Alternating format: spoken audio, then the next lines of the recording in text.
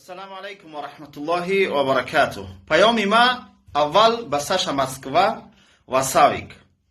شما امروز عمل را انجام میتین که از دیدگاه اسلام و از زبان رسول الله صلی الله علیه و سلم لعنت شده هستین.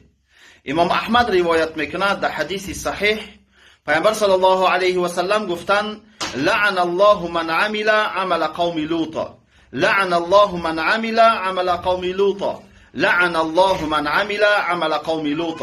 پیامبر صلی الله علیه و سلم 3 مرتبه گفتند که لعنت الله باد بر کسی که فعل قوم لوط انجام میده.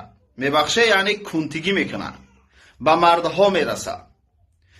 شما از دیدگاه شریعت و از زبان رسول الله لعنت شده هستین تا وقتی که توبه نکنین و به سوی الله برنگردین. پیام دیگری ما به پادپیسچیکای صحیفه ساویک و ساشا مسکوا. شما پادپیسچیک شدین، پیام‌های افیر تماشا میکنین و خنده هم میکنین، کامنتاری نوشته میکنین، شاید استوری هم بکنین، شاید برای دیگران هم روان بکنین. بدانین که اگر توبه نکنین و از صحیفه بیرون نشوین، عذاب دردناک الهی شما را انتظار است. الله در قرآن میگه ولا تعاونوا علی الاثم والعدوان.